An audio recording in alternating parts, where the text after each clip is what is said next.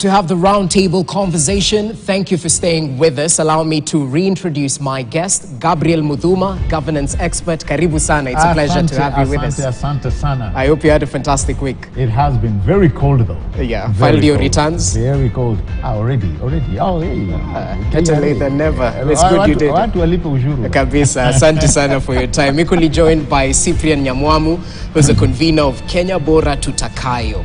So tell us, what does Kenya Bora Tutakayo do? Kenya Bora Tutakayo Assemblies is a national forum of Kenyans who are pushing for the third liberation of Kenya. Okay. And we are for good governance and the economic liberation of the people of Kenya. And we'll definitely be talking about governance issues, but perhaps off the cuff, your reaction to the story we've just witnessed right now, the president sort of lifting that 6-year ban and raising his support in terms of lifting that ban, that those mature trees should be cut down to support the economy of those areas. So what do you make of that? No. The thing you need to know about President William Ruto is that he is good from far, but very far from good. When it comes to the promises and the populist declarations, there nobody rivals President William Ruto. But when you start now to do what we call the policy examination of what he's talking about, he has gone back to the roadside policy making, which is not based on science, it's not based on evidence. And that kind of policy making reminds us of the more years of Baba, who was #1 on everything. What President William Ruto declared today from Molo is going to be very counterproductive, because the policy that the government had already issued was to plant the billions of trees. This policy that he has now announced today is not based on any evidence or any cabinet paper which informs him that these are the number of old trees, and that if we open the forests to be cut down, this is what's going to be the consequence of that. And it's very unfortunate. Policy is not made like that, and in terms of governance, this is actually counterproductive, and it contradicts his government's own policy, which is on paper. Muthuma, what do you make of that? Well, it was quite a huge declaration, we have to agree. True. But I'd like to believe there's some thought, deep thought that went behind that pronouncement. Let me be quick to add that I've found a few friends, because you're looking at a president who has actually gotten a lot of kudos for his push on climate change, planting 15 billion trees, such a very huge and tumultuous task ahead of him. And I kind of pushed that friend of mine this evening to wonder, that declaration, I mean, you're back to logging. The president has tried to discuss something in that clip that you've just shown us, and he's talked about the trees that he's talked in the forest, the trees that use his language, miti naozea, and the mature trees. What are we going to do with them? How many are they? At this time, we do not know, but one thing for sure. If he's talking about commercial trees, my good friend will know it only makes 6% of the gazetted forests. That is data that's available. And I also got information that you're not just cutting trees haphazardly. We've gone back to the formation of ukikata moja panda miwili. Now, if that is the true mantra that is going to be run, I agree fully with the president. If that is not what is happening, I'll agree with my friend. Okay. I'll also believe that I'd really hate to think that a person who carries the intelligence that a president has, or the ministry, or the Department of Forestry, if you will, the Ministry of Agriculture, if you will, again, would allow such a statement to be uttered without there being serious discussion behind it. So I'd be slow to say a person is good from far but far from good. But then again, we live in a free democratic Definitely. country. So from your What point, is it's not counterproductive. I mean, you know, at some point, Okay. we cut trees and we plant others. That's the truth. There was a time, you can correct me on this. There was a time, I think, in Nyeri. It was a huge barrage. People were discussing, what are we going to do because of the water levels? What are we going to do with most of these trees that are really taking much of this water? I knew everybody knows them, yeah? The blue gum. And they came with a solution to cut them down because they are good for timber and what have you, and to replant other types of trees that don't require or that don't take much of that beautiful resource called water. And so, you know, some of these things, you know, we say we punch as we move along. Interesting. So, gentlemen, let's agree to disagree. But let's shift focus to what has played out in the course of the week. And I'd like to begin on Friday, June 30th, where the High Court, through Justice Mugure Thande, suspended further implementation of the new Finance Act 2023, meaning that the court barred the Treasury CS, the Attorney General and KRA from levying, enforcing and further implementing that particular act that was supposed to take effect on Saturday, just yesterday, July 1st. Now, despite the court order, we've seen EPRA recalculate the maximum pricing at the pump, which they took into account the 16% VAT.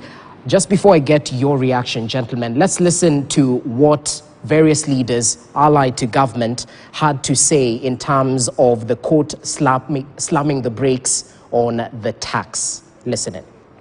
It is true the judiciary must be independent. And it is true that that is guaranteed within the Constitution. But it is important that the judiciary becomes alive to what we call public interest. Because how can a procedural issue supersede public interest? It is not possible, and it is not good for this country that public interest is taken for granted. It's July 1st. The order of the court has said that no collection, no implementation of finance bill until 5th of July. If you lose 60 billion in 5 days, that is in excess of 300 billion. That judge also needs to tell us, how are we ever going to recover that money? When we zero rate coffee and tea that is going to be used for export, who on earth would have a problem with that particular proposal? Well, that's just a sample of some of the views shared by leaders as they added their voice to the court slamming the brakes on the tax laws. So, Muthuma, I'll begin with you on this. Your reaction to the conservatory orders suspending the Finance Act. But Musalia Mudavadi raised an important point. Should procedural issue supersede public interest? No. And I think, you see, we are told that power rests with the people. So their interests should always come first. And this is something every mindful and law-abiding and patriotic Kenyan should believe in. The interest of the public matters. And given the fact that they are the people who've put those leaders out there, it is up to them to do that which is best for the goodness and for the welfare of the common wananchi. So again, like Musalia is trying to say, we live in a democratic country where the three arms of government, even though from time to time they may not be able to see from the same lenses, they are called upon to really hasten their thinking and ideologies to align with the common wananchi. It is a hard thing to do sometimes because, I mean, if you don't see sometimes from the same lenses, probably you're trying to pull on your end thinking that you're doing good by the Mwananchi, and this other side is trying to do the very same thing. Coming to the finance bill, it has gone through what you call the required matrices. It's gone through Parliament, and now the judiciary, they've put like we say in the colloquium mtaani, imeinuliwa handbrake. Obviously, you expect the Attorney General to probably have already started working around the possibility of ensuring that that finance bill passes. But as he does that, we need to be alive to certain facts. Key among them is, what does it say to our institutions? One thing is that our judiciary is alive and well. We really cannot punch it that much because it gets its powers from me and you. And as such, that arrogation, in whatever way, they will do as they are supposed to. But at the same time, when such a very critical bill is put in a situation where it is right now, what does that mean? Again, for the services that mwananchi covets. Where does that leave devolution? Where does that leave the healthcare? Where does that leave our policemen? Where does that leave most of the institutions, critical institutions, that depend on getting that money? And most importantly, where does that leave the government agenda? Here at one point, at one breath, we are appointing the president. You need to deliver what you said you're going to deliver. And he's time barred. We have to all agree. I mean, once you get into office, your hourglass, is turned around, and so you have limited time. Okay. So here you have a president who is time barred, and if certain things are going to happen, as much as we cannot fight the judiciary, from a point you can see where Musalia is coming in. Guys, please work with us. Let us put mwananchi first. And if they are going to marinate their ideas and see the concern that certain let me call them certain decisions that may be key to the mwananchi, then I think everybody from their space, they'll put mwananchi first. Because if we do that, it doesn't matter whether we sometimes feel should it take more time, because I mean that has been the clarion call. It has come at the wrong place, this finance bill. At the onset, my good friend may agree with me, we had to make a serious decision. And when I say we, I'm not talking about the government, I'm talking about we as Kenyans. Okay. At some point, we had to make a decision, and that decision was actually paired in two ways. We had to continue borrowing, or we had to look for an alternative. And I think the alternative that you're having is what the court wamefanya hiyo kitu tumesema wameinulia handbrake. Okay, so as you come in, Nyamwamu, and equally give us your take on the court granting that conservatory order, but equally on what I raised, a procedural issue superseding public interest. Do you agree with that? That is already plunging into a false dichotomy, a false narrative, which is what Musalia Mudavadi has done there, saying that this action is going to injure public interest. That's a false dichotomy there, and a narrative that is not even founded on anything. Those three gentlemen who spoke there, the chair of the budget committee and the senator for Kericho and so on and so forth, there's a level of ignorance that I have seen with very many officials in this government, which I think needs to be arrested. And our universities and institutes need to educate public officers in terms of how governance works.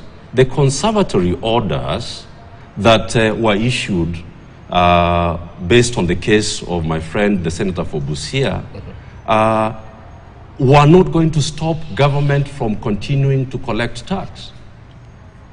It is, when you are given conservatory orders, it means that the status quo in terms of the Finance Act that we were using until this was enacted is what continues. So the levy for fuel was going to remain at 8%. So when people say that by observing the court orders that we were going to lose and we were going to injure public services and the public interest, then it's not even clear what they're talking about. However, let me actually raise the more important point, which I think Kenyans will be very, very keen to hear. What President William Ruto has returned to Kenya is impunity. And that is what Kenyans tonight and from Friday should be concerned about. The impunity where EPRA, knows that there's a court order which has been issued by a court established under the laws of Kenya, under the Constitution, but still continues to enforce. KRA continues to collect tax, and as if nothing has come from the courts in the Republic of Kenya. In the Federalist Papers, this is from America, if you go to the Federalist number 78, is where the idea of democracy that we run in Kenya came from, where the Federalist says that, the president, the executive, has been given the sword, parliament has been given the purse, and the judiciary has been given the majesty of court orders. If you destabilize that balance, even for a small section of time, then you are actually inviting the public to revolt against a government that does not want to follow the law and the Constitution. If you look at Article 73 of our Constitution, it is very clear, and it says that the authority that is given to a state officer is a responsibility to serve and not power to rule. And not power to rule. That is in Article 73 of our Constitution. I spent the whole of my youth in jail and on the streets to deliver this Constitution. And when I see this level of impunity being returned under the watch of a president who swore to protect the Constitution of the Republic of Kenya, I want to say this. If President Ruto does not rein in on public officers and ensure that they follow and uphold the majesty of this Constitution, he will preside over a country where anarchy is going to be an option. And this is not going to be long after this, because you cannot have a court order and you ignore conservatory orders that have been issued saying that come to court on 5th so that you can argue your case, but you say continue to implement the law anyway. That's what we call impunity. And what happens when the government and the people in parliament who are supposed to observe and uphold the Constitution show the country that you can ignore court orders? Then what are they inviting? Okay, let's speak about... Very true, Yeah. and I'll agree with my good friend here. Anytime you have a government, we were here some years back, and this is what we were discussing. It was the order of the day in the previous administration not to follow court orders. And we had a major problem trying to tell the very same people that that's how anarchy is bred. And by the same breath, I would verily say the very same thing.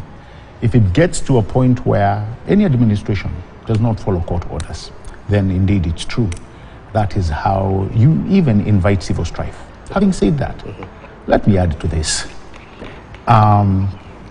We've talked about the status quo in terms of the collecting of, once the orders have come, it should go back to the status quo. And from the onset, I told you there was that agreement that what you call the thrift borrowing was coming to an end, and it did. There were major discussions as to how we need to really raise an element of, to see where can we get these monies if we can just push ourselves a little bit. Okay. Given the fact that there are countries in Africa where the taxes are more severe than ours, and we have to agree to these facts. To see, can we be in a position to borrow less? I mean, it's a standard. We all know. You've never seen a country. Yes, when people say, oh, you cannot tax people to all the way to the yin yang. Yes, we all agree to that. But also, borrowing, you cannot borrow to an extent where you say, hey, we've prospered through borrowing. Okay. So, yes, many people may think we are in catch-22, but the truth of the matter is we must look inwards. And I believe this is what we are called to do. Where can we engage? Where can we push? Now, if we are to tax more, if there's one thing all of us must be alive to, is that we do not want what is collected, the hefty taxes. We do not want them going to waste. We do not want them misused. And if anybody is found to be a partaker of such a vice, then the full wrath of the law should be applied. Okay. Which wrath of the law, when court orders are being ignored, there will be no wrath of the law? I want us to, Rogers, I want us to stick with the two issues on the table. The first issue is of impunity. The second issue that Muthuma raises is about taxes and borrowing. Let us finalize on those two issues so that Kenyans are very clear what we are talking about. On the issue of impunity, His Excellency the President has a choice to make. And the choice is his, really, on how he wants to. I've read Article 73 for Kenyans. President Ruto is not allowed to rule this country. He is allowed to have the authority to serve the interests of the Republic. Let him not push that paper and that envelope of impunity down the road, hoping that it will go away. That is my advisory to His Excellency the President. Let me speak about what Muthuma speaks about when he talks about borrowing. I have been in the business of public debt since the year 2004. With my friend Mwalimu Mati and Mars Group, we did the first public forensic audit of debt in this country. Jimmy Wanjigi and my friend Omutata, the senator for Busia, have recently told the country that up to 71% of our debt is odious debt. Uhuru Kenyatta and his administration actually borrowed in the excess of 6 trillion shillings without authorization by the National Assembly. In the President Ruto has continued with the same methodology. We are all telling him that, pause, gentlemen, let us audit the debt that we owe. Because the 5 questions of debt fall as follows. Who do we owe? How much do we owe? For what did we borrow? Did the money go to the projects? And was there value for money? How much have we paid back? And what are our balances? That's what we call the status of debt. Those are the 5 questions of debt when you're doing forensic audit of debt. If President William Ruto listened to what Kenya Bora is requesting and the people of Kenya are requesting, the first thing he needed to do when he came to office was to call for a national conference on the future of the economy so that we do an audit of debt. If we get the 71% of our debt, which is odious, then we are going to reduce the national budget from 3.68 trillion to 2.9 trillion, which was the request of all the people who have been giving suggestions. He defied and did not listen. Why? Because between February and March, we've seen what this government has done. More than 300 billion of so-called, infrastructure bond, which again is not tied to any project. So actually, under William Ruto's administration, what we are seeing is the continuation of sinking Kenya into more debt that is odious. So, Muthuma, you have a good idea, but you do not understand how this thing works. That's what I'm saying. We know in great detail what the problem about debt is. If we fix odious debt, we reduce the budget to 2.9 trillion. Our revenue is now at 1.8 trillion. we reduce the hole in the budget, Okay. we do not have to borrow more, and we therefore lower taxes. I was in a conference with David Indi last month, which was convened by a national religious leaders conference in Limuru. And what I told David is that his economics in this regime has been turned into what we call voodoo economics, where you hope that by raising taxes, you are actually going to repair the economy that was broken by the previous regime. So this, Muthuma, this little excuse that President Ruto and the deputy keep talking about the previous regime, we need to tell Kenyans the truth about William Ruto's administration, that it has continued with the same policy of opacity, opaqueness when it comes to the borrowing, because that borrowing which is not sanctioned by the National Assembly and which is not tied to projects as is required by the Public Finance Management Act is actually criminal, and we must go back to what we call the basic principles of public finance management. Okay. Otherwise, we are going to collapse this economy. Okay, speak to that opaqueness. Very quickly. My good friend, again, he assumes that I have a good idea, but I don't know how it works. Trust me. I have sat with nearly every person pushing the revamping of this economy. I've sat with them down and I've listened and I've asked questions. And it's not the easy questions that he may purport. I've actually asked very hard questions. And I can tell you, there's one thing that I'll agree with him. It was messy with the borrowing that happened there. He's just agreed. And so you get to a point where you have to ask, if this is where we've gotten, and probably many Kenyans may not know how our economy was degraded. We've had this topic, me and you, and I think one other guest. And he will agree with me that the economic degradation process that does not start within a year. It is something that is carried through a lengthy process on systematic abuse to an economy. It could have started probably 10 years ago, who knows. But as it moves along, there is this environment that is created that may show as if we are doing well, while we are not.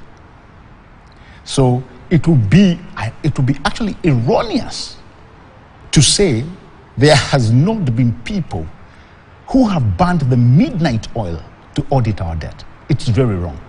Because I know serious people have sat and they continue to sit to see how this Whose obligation is it to audit this debt? Can be fixed.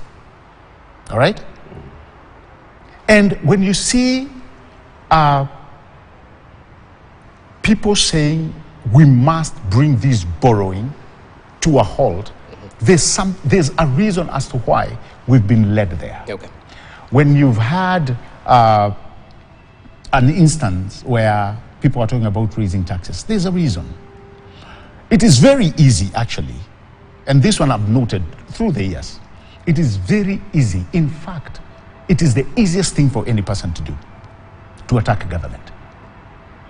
That one I can tell you, it's the most, and it's an amazing thing to do because sometimes we do it. All right. It is the easiest thing to do to attack government because you think this government is just a machinery there that for everybody to poke holes. But the things that go, the moving gears in government, he will tell you, there are so many that most of the time we may not see up until when it's time for delivery. So I remember when the former President Kibaki came in, most of us never thought what he achieved was nearly achievable.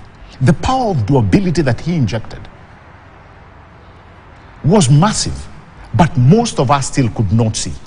We called him all sorts of names, but look at what he was able to deliver. All right. He's raised the point about continuing the precedents that was set a little bit earlier by the administration, of which you haven't really responded to. No. Honestly, and to be fair, And to be fair, one thing that has lacked for the longest is something I call honesty. That has gone lacking. And that's why I tell you, it's easier to attack government. I don't think that is what is happening. Okay. And I would encourage him, have a sitting with the people you've just mentioned. And then once you have had that sitting, come back and tell us, yes, we have, that is the same. You're telling me something that happened a month ago. I'll inform you that, all Kenyans who are watching us know my role and the role of the people I work with, my colleague Okoito Mtata, Mwalimu Mati. When I mention these people, we are people who have had conferences with the PS for Treasury since 2004. Annual, and that roundtable, which was actually recognized by government from the Kibaki days. By the time we started flashing out Mwiraria, the late Mwiraria, may God rest his soul in peace, this is 2006 January. When we flashed out Mwiraria, we got Kiraitu out, we got the Vice President Mudia Wuri out, we got PS Magari out, and 3 other permanent secretaries. We don't do these things without relying on government documents and government policy. When you hear me looking at the way President Ruto is making roadside pronouncements, and the contradiction in policy that is inherent in that, is because of my practice in governance has been lengthy. And I will see and I tell you that this is a continuation of the very criminal operation of government, which was started in the previous administration, which President Ruto was a part of. He gives all these political, flowery statements, how he was not part of it. You understand what I'm talking about? Definitely, yeah. And that is not leadership. Okay. I want to conclude and say this. In leadership, the first thing we tell people is that when you find yourself in a hole, you stop digging. Have we stopped? President Ruto has borrowed more money within the last 10 months, actually 8 months, than the amount of money that was borrowed by the former regime within the same period of time.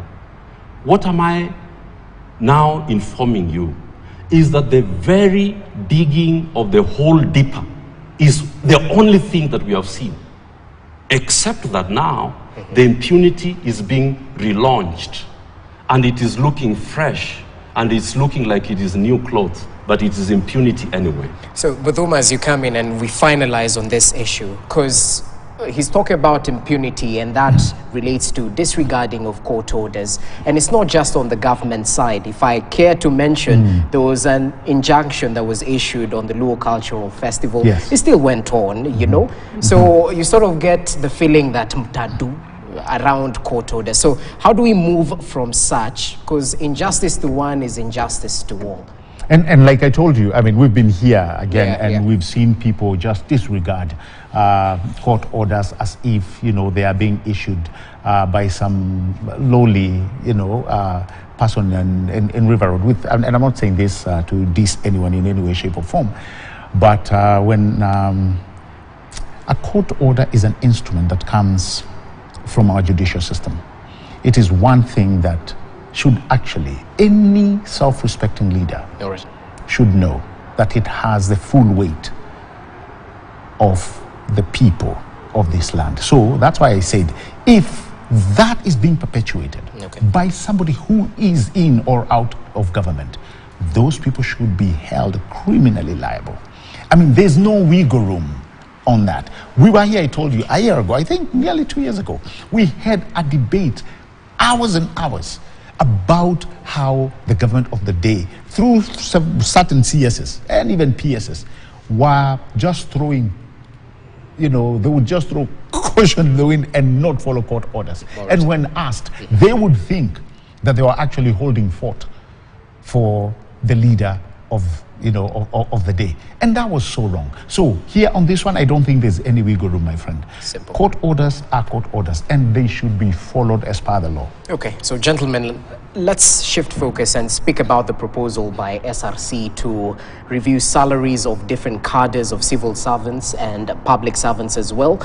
And according to the SRC chair, who we'll listen to just in a few, the review was part of an earlier cycle that had stopped due to COVID-19, adding that the commission has now reviewed salaries as required. And of course, President Ruto on Friday added his voice, verbally putting a hold on the proposed salary review for senior state officials. Let's just listen in to what was said. Somebody will go to court. There is a proposal by the Salaries and Remuneration Commission for the increase of salaries of different cadres of both civil servants and other public servants. And because of the economic times we live in, we have approved that salaries of other civil servants can be adjusted beginning tomorrow. But for the other people, the state officers, myself, my deputy, ministers, PSS, na wale wadosi wengine wabunge, na wale wengine, sisi mambo yetu tungoje. We need to make sure that the gap between the person paid the least and the person paid the most is not too big, because we are all workers. It is not possible that the people at the top earn 100 times more than the people at the bottom. It's not right. As the president, he will give us his views, his feedback, and it is his right as an appointing authority. So yes, we will receive all the views. We will consider them in the context of the 5 principles of pay determination, and based on that, we then take a final decision on where the pay will be. So, interesting. Cyprian, as you perhaps react to what we've seen, let's stick with the core mandate of SRC. Do you believe it's truly able to control the executive overcompensation in the public service? Thank you very much. To be very honest, I truly believe that SRC is one of those commissions that should be dissolved. It serves no purpose in our governance. I was one of the loudest campaigners for SRC, the Gender Commission, and several other commissions. Most of these commissions are of absolutely no value to the Republic. And they lost their direction the day in 2013 when MCAs and members of parliament wanted their salaries increased, and President Uhuru, I was at Flamingo Hotel in Mombasa, came there and said, no, the salaries must be increased. In fact, members of parliament pitched tent and they drafted a law and said, if you do not increase our salaries, we dissolve this thing. And so the former chair acceded, and the salaries of and the allowances for MPs and MCAs were all allowed to increase. And it was clear from that time for me, as somebody who really fought for these commissions to be in the Constitution. From 2014, it has been clear to me that we don't need SRC. It is of no value, and that should be left to the Public Service Commission to work with parliamentary committees on finance and the parliamentary committee on the budget to adjust those things. SRC serves no purpose. Look at what they are doing. The president is contradicting them. The president knows, and that is what the Constitution in Chapter 9 says, that everything in this country after August 27th, 2010 must be in writing. Must be in writing. The president cannot contradict a constitutional commission. He must prepare his views and that of the cabinet and of the executive, and that document then is taken to the SRC as a recommendation of the appointing authority. Yeah. So this continuation of giving instructions and directions to constitutional commissions already confirms to me that, SRC, as I have always known, serves no purpose in this country. But however, let me conclude by saying this. I didn't know that we were going to transit from the Public Finance Act 2023. The only thing I needed to add there is that from Sabasaba on Friday this week, the people of Kenya are going to inform President William Ruto that we do not accept policies that are made in disregard of the Constitution of Kenya, Article 10 of public participation. Of all the submissions that were made to the committee that Kuria chairs, the Honorable Kuria chairs in Parliament, the final recommendations that went into the Public Finance Act are not based on the public participation. They made decisions on their own. Adjusted to 2.75, adjusted to 16, adjusted to things. They basically disregarded all that had gone into the public participation. Right. The people of Kenya spoke clearly and they said, do not increase the VAT on petrol and fuel above 8%. They took it to 16. And they did a lot of things, including the 1.5, housing tax. The people of Kenya are not going to allow this government to govern outside the Constitution and in disregard of public participation. And so from Sabasaba, you are going to see very clear steps by the people of Kenya, the 93% who submitted views and spoke on that matter. And the government must be stopped from taxing and killing the economy. We can't allow a government that is going to destroy jobs, and we can't allow a government that is going to take food out of the mouths of our children. And so the citizens are going to use Article 1 of the Constitution, which is very clear that we, the people of the Republic of Kenya, sovereign authority rests in us.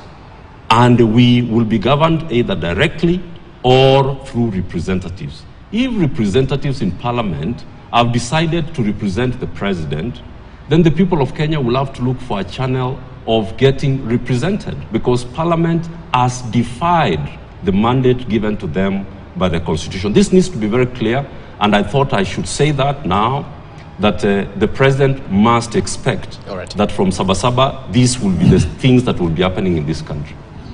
Very quickly, before I come to SRC, I told you what marks a good debate is when you have, or is when you come to the table with a level of honesty. I was asking a friend of mine just the other day.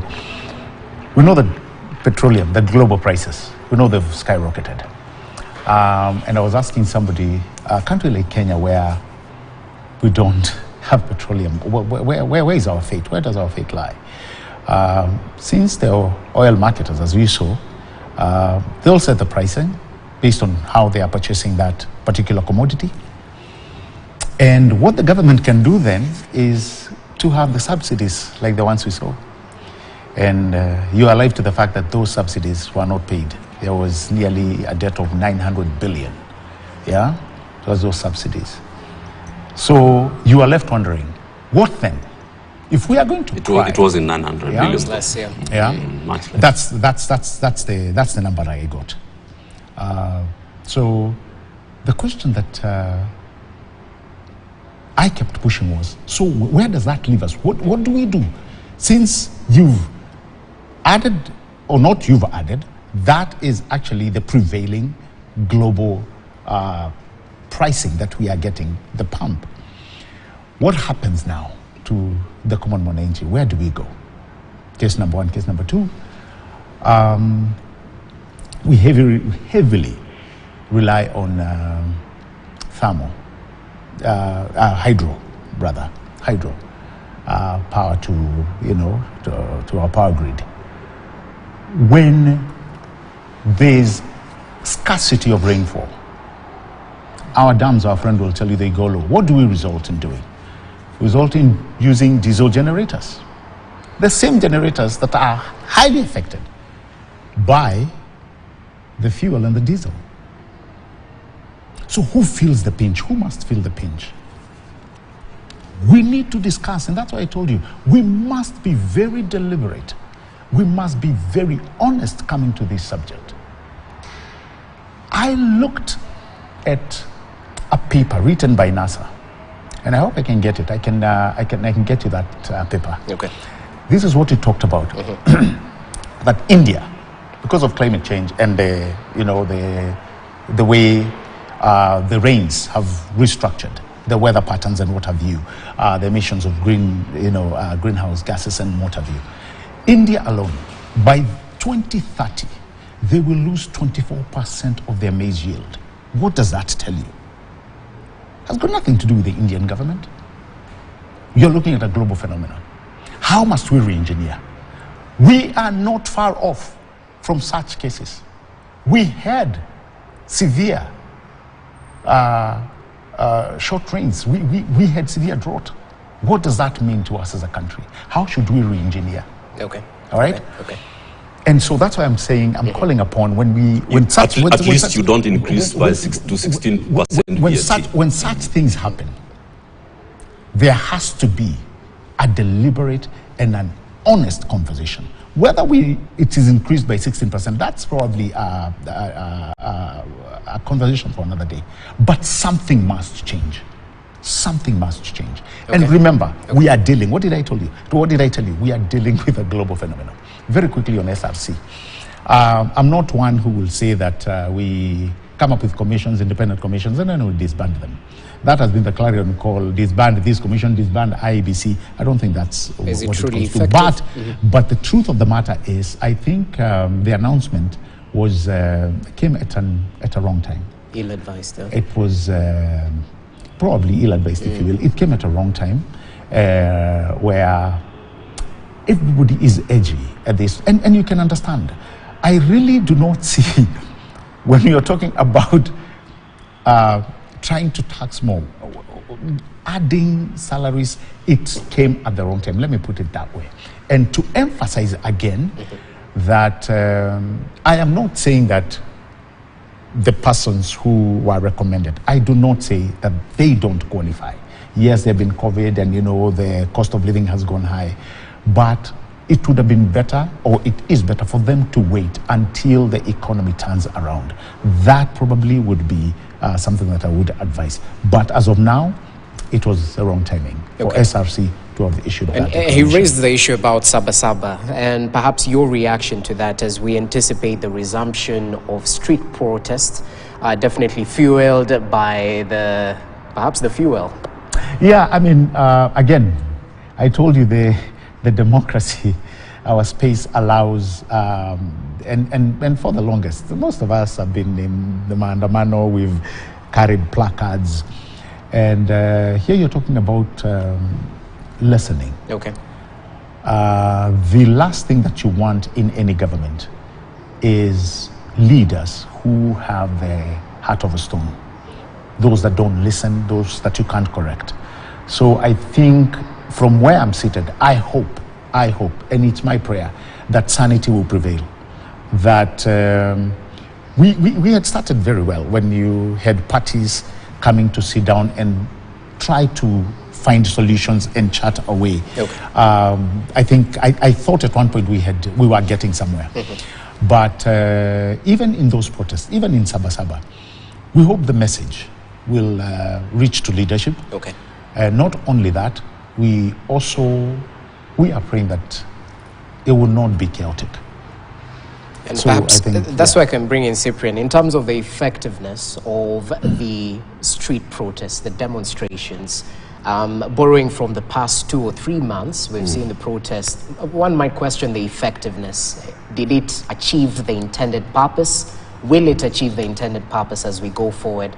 And what needs to be done to ensure that peace prevails? Because that's been the clarion call. There are no protests that are not effective. The protests that started off on 20th of March by the political coalition that is headed by Raila Odinga is what led to what Muthuma is talking about, the bipartisan talks. Okay. When the people express their voice, they ought to be listened, and on that I agree with Muthuma very much, that people, the citizens of this country, must be listened to. I don't want to disclose what we are going to do. We are not going to do street protests. We don't have to. We don't have to do street protests. They are actually available to the citizens of Kenya many constitutional and peaceful methods of getting their government to listen. Okay. One of the things that we've done is to use the court process, and you're going to see a lot of us in court on 5th. That is the most peaceful way of resolving these, unconstitutional public finance. I mean, the Finance Act 2023. Mm-hmm. That will be the easier route.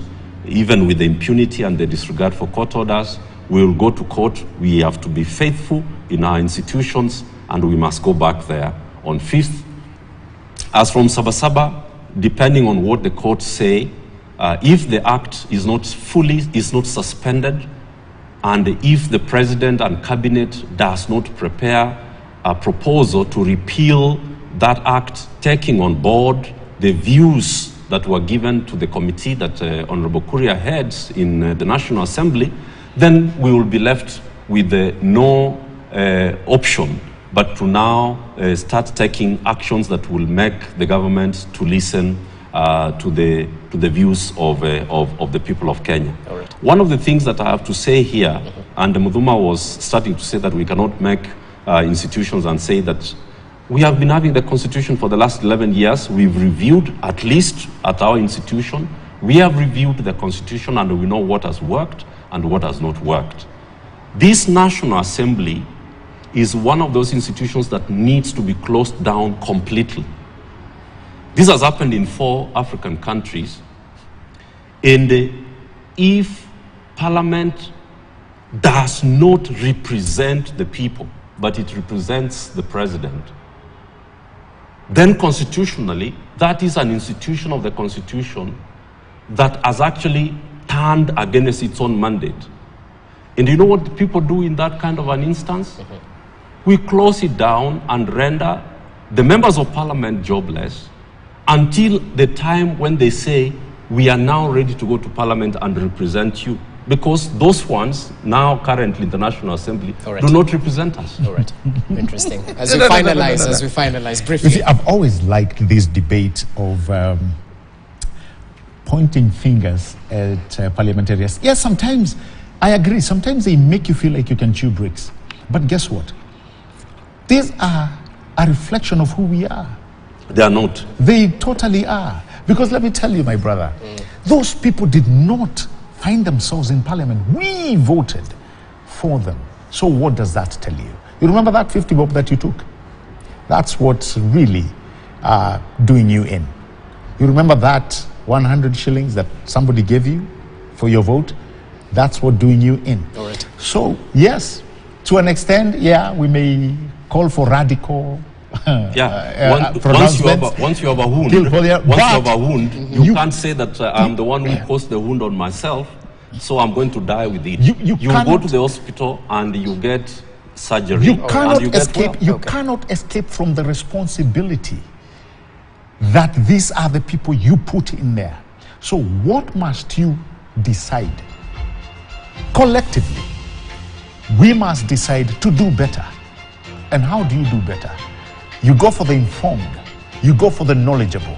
You go for people who change. You go for transformers. So we should wait for 5 years. Our laws. No. That's what Muthuma is asking. Our Constitution we must arrest the situation. Our Constitution allows us to recall these people. Let's follow the Constitution. Interesting times. Gentlemen, that's all we had for tonight. I know we scratched the surface, so much to talk about, but we definitely appreciate your input right here.